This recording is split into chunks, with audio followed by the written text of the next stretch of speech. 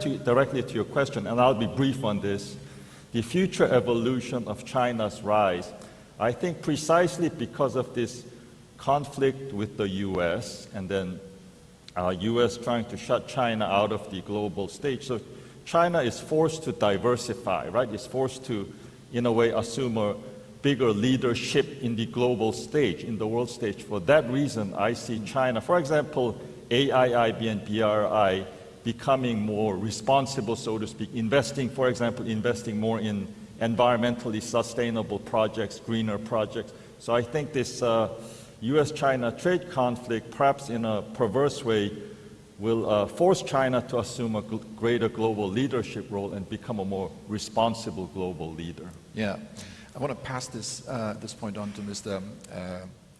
Kokewawa. Yesterday, Donald Trump announced phase one of a future trade arrangement with China. Well, we don't know what it contains yet or whether it comes to fruition at any point.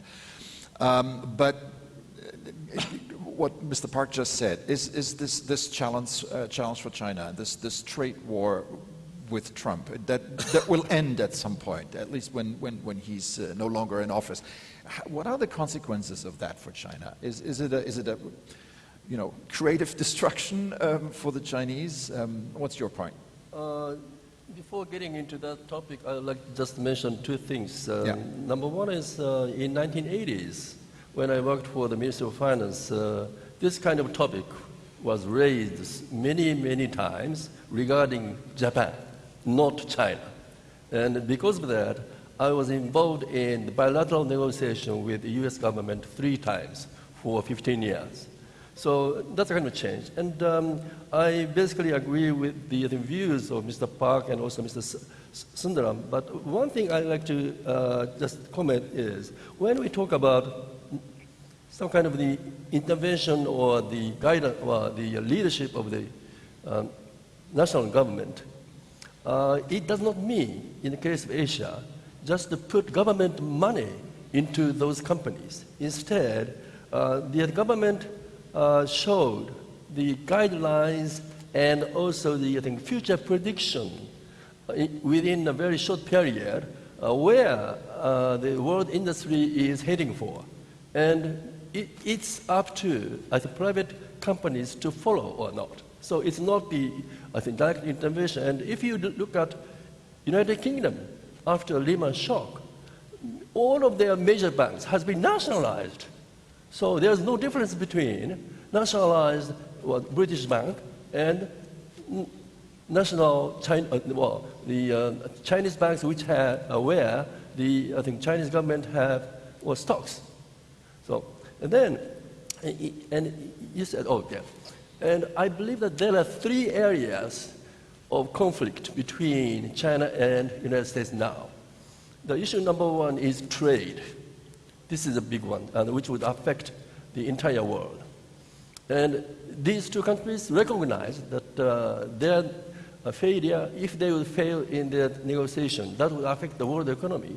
So yesterday, they just reached the partial negotiation of agreement, because they don't want to reach the final agreement, because the presidential election in the United States next year in November is in their scope.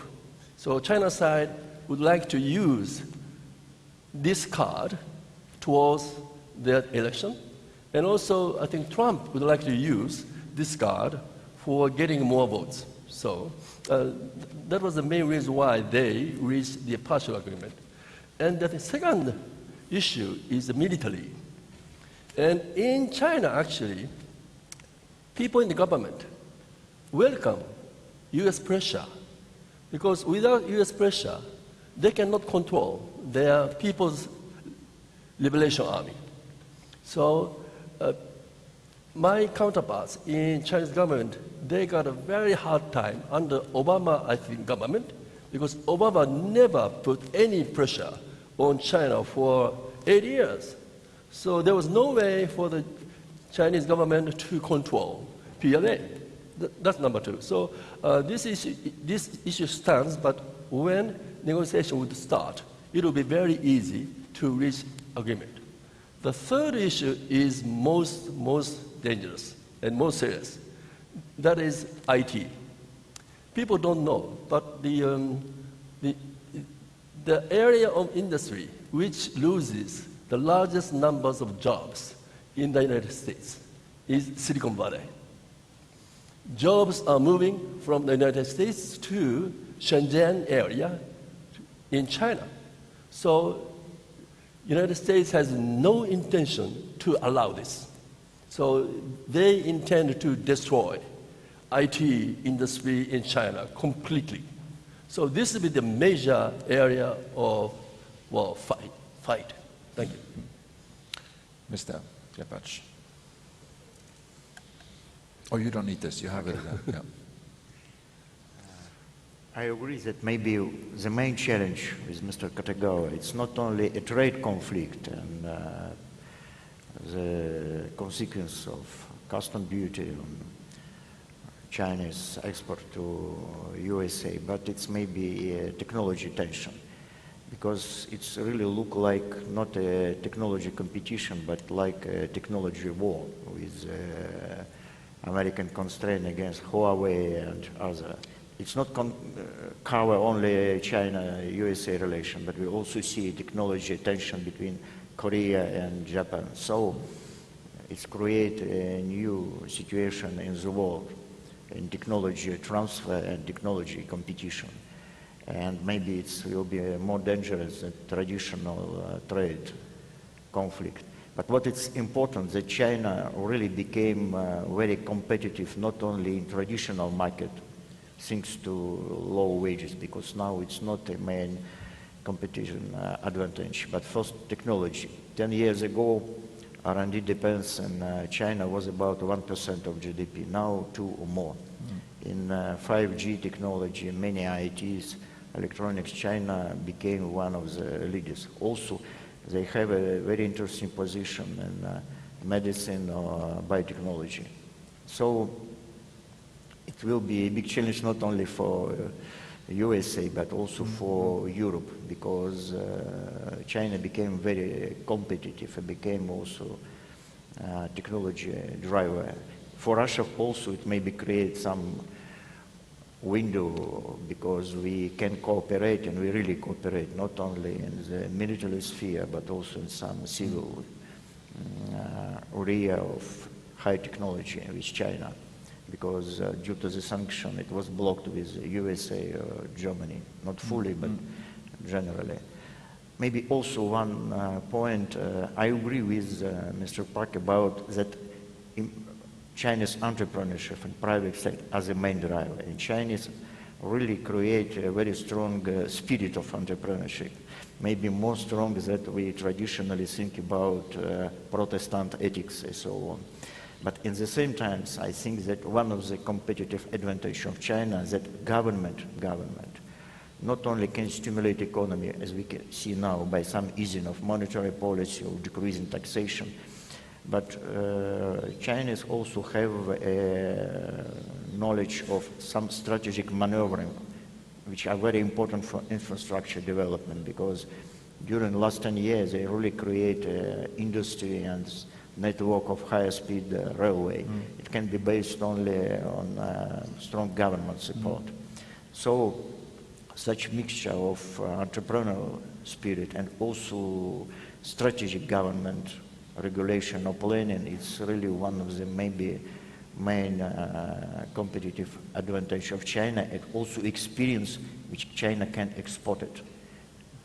That entrepreneurial spirit that you mentioned and that you pointed out again, could that be an asset when China transitions from an investment and export-based economy towards more domestic consumption? This is what many people say China needs to do. We don't know how painful this process will be, but are the fundamentals there? Can China weather that storm? And I'm not talking about Hong Kong and other domestic problems. You know, if you look at the economic data, that transition is already well underway. And in any case, China was, contrary to popular misperception, China was always largely continental, unlike Japan or Korea or other Asian countries. It was always a continental domestic demand-based economy to a large extent. So I think we do have to clear up that misperception. I mean, let me just give you one example. During the global financial crisis, right, which was created in the U.S. 2008, 2009, everybody was saying, oh, because the world economy was going down and U.S. was going into recession, U.S. economy shrank, contracted, as did the world economy. Everybody was saying, oh, China, they were growing by 7, 8, 9, 10% for so long, but that's because they exported so much, and then their export markets are now in big trouble, so Chinese economy will be in big trouble. That trouble never happened. In 2009, the peak, or rather the trough of the global financial crisis, China grew by something about 7 to 7.5%, which in retrospect is a miraculous, remarkable, a staggering number if you think about it. The world economy shrank by 0.2%, China grew by 7%. Of course, there was a large fiscal stimulus, but more fundamentally, China is a largely domestic demand-based economy. And in response to your question, that transition already well underway. If you look at the numbers, share of domestic demand in economy and share of domestic demand in economic growth are all increasing, have increased visibly, increased a lot since the global financial crisis. And last but not least, I think people also tend to underestimate the speed and scale of China's technological upgrading and innovation. For example, in terms of the IT innovations, it's true that China, until quite recently, largely second-rate imitations of U.S.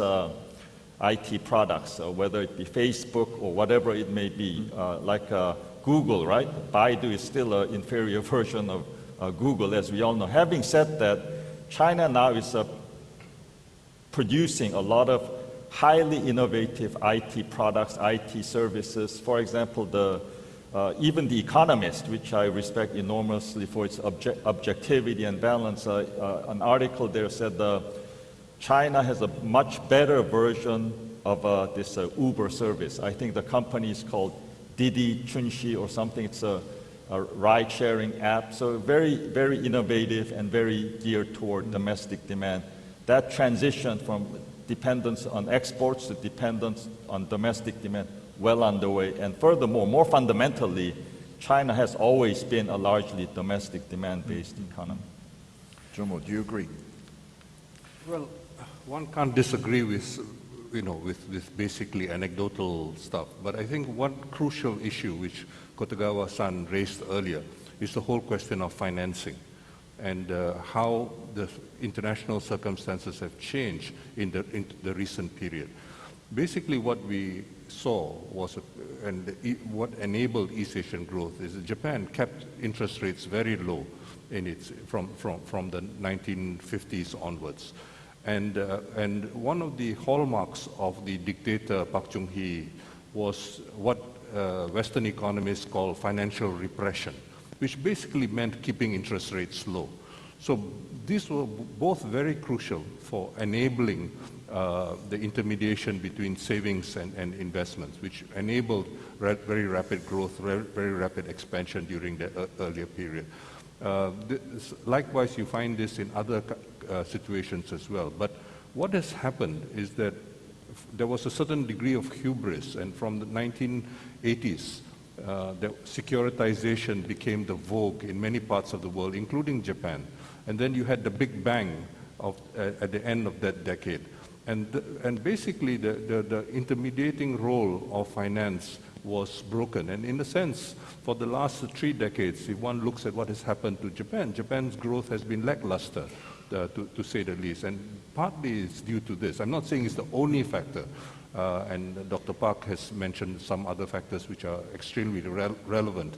But that, I think, is important for us to understand, because unfortunately, this move towards universal banking has become has become universal and has become global. And many countries, that ability to finance investments. So this explains, as he correctly emphasized, when you have quantitative easing and other such unconventional monetary policies, you may be able to make credit cheap, you may be able to keep credit low, but it doesn't necessarily mean that it's going to be directed to the real economy. So we may have a proliferation of portfolio investments which serve to concentrate power and wealth, which is basically what has happened in the last decade, but do not necessarily enhance the real economy. So we have a dual problem right now. We have much lower growth because of much lower investments in the real economy, but we also have a problem of the collapse of aggregate demand because there has been a shift in inequality with labor basically earning much less. And when the rich become richer, they're unlikely to spend more to contribute to aggregate demand. So as a consequence, aggregate demand has come down. So we have a confluence of problems at the international level, and East Asian countries, especially the smaller ones, are struggling to find some space within this larger context. And so the trade conflict becomes an opportunity and so on and so forth. But these are not ideal. These are not first best options for development. And I think to speak of a single model, of a single East Asian model or a single developmental model is not really going to be terribly helpful. It might have been helpful in an earlier period. About 26 years ago, for example, the World Bank came out with a useful document called the East Asian Miracle. One may not agree with all of it, but at least it provided the basis for an important discussion. Today, the situation is much more difficult to make sense of, and so governments are left to very opportunistic policy responses to a very fast-changing international conjuncture. Mr. Kotegawa, is China a currency manipulator? Is China a currency manipulator? No. You know who brings this up, right? No, because there is no need for them to, for example, keep their currency very low in order to export more. And the more important thing is, as yesterday Mr. Galbraith told us that for China the most dangerous policy is to stop capital control. Once it will be lifted, we can expect a huge amount of capital flight out of China, and also huge amount of capital coming in from foreign countries. And these capitals are very quick to move. And one example is, I'm very sorry to mention, but I think South Korea in late 1990s. So, but so far, I think the authorities in China, they recognize that risk very well. So they are now gradually, I think, developing their system to monitor the movement of those currencies. Mr. Klepacz.